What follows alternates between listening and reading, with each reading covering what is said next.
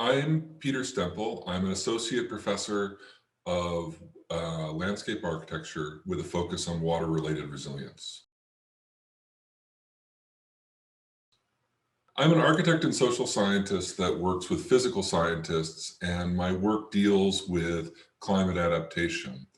And so I really enjoy teaching at the nexus of people, places, and science, dealing with real on-the-ground issues, dealing with climate adaptation, and how those things overlap with scientific research. And so anything that deals with science communication, climate communication, or for instance, coastal resilience or climate adaptation, where we're dealing with those intersections is a place that I like to work. And I bring all those interdisciplinary perspectives to my classes. So I think the most important quality that I would look for in a graduate student is someone who is straightforward and not afraid to be themselves. I feel like we live in this really complex age in which you have so many tools for presenting yourself or putting ideas out into the world. And it's created this expectation for very high production values everywhere and very high levels of performance everywhere. And it's made it more difficult, in my opinion, to be earnest and straightforward.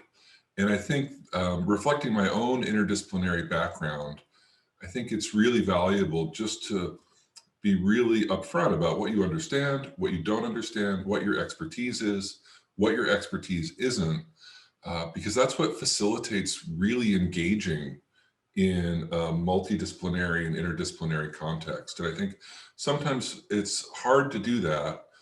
It's hard to be vulnerable just because I think we have such high expectations, and especially as a graduate student, right? There's so much pressure to to be expert in something because you are developing your expertise, and that I think that that ability to be earnest and curious, to me, is the most important thing. So I have a very distinct vision of practice as something that is expanding. I am actively trying to make more spaces for landscape architects to work. I think that traditionally we tend to think of landscape architecture as a design discipline that's addressing real design problems in the world, such as designing a new facility or a landscape or addressing a community plan. But I think of landscape architecture as a set of skills and way at looking at the intersection of spatial and cultural problems that can be applied in broader contexts. And by that I mean working, for instance, on a science team with physical scientists and social scientists to design a new communication method, or putting landscape architects at the fore in technological movements like smart cities, so that landscape architects can inform the way these systems and algorithms work with the sensibilities of landscape architecture. I think that our skill sets are broadly applicable, and they need to be applied because we need that voice of spatial sensibilities and culture in these other areas. Because as I reflect on my own practice, um, part of why I do the research I do is because I did a lot of community engagement work on the ground, and I worked in a lot of small communities and places with really controversial issues. And I think that I became a professor and I did my PhD largely because I wanted to have a real world impact on those things.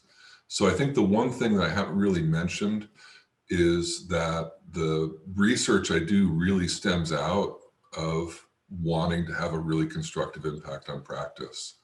I don't see research and practice as being, super distinct. I think that they need to feed into each other in a very meaningful way. I work on a lot of projects with multidisciplinary teams that are spread across the northeastern United States.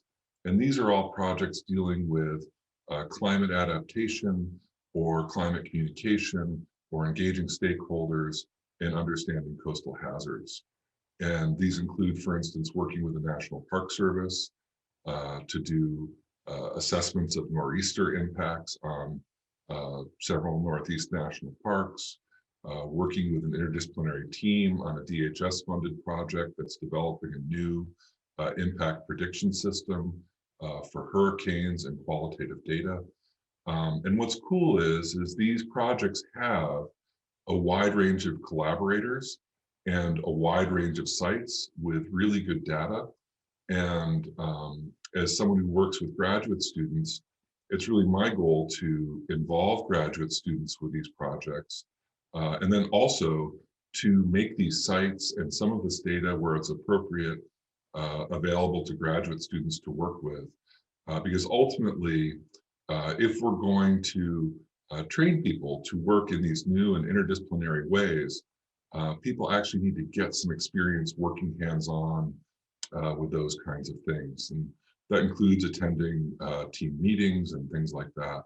So if you were to work with me as a graduate student, you'd have an opportunity to develop your own design work and your own interests, but using that extensive context and material, and of course, potentially contributing to those larger research activities. I think the number one thing for me is just to be really curious and to just try and accomplish one thing a day. And I think that again, I go back to something I said earlier, which is we put so much pressure on ourselves to achieve and to do things. And we live in an age of anxiety and social pressure.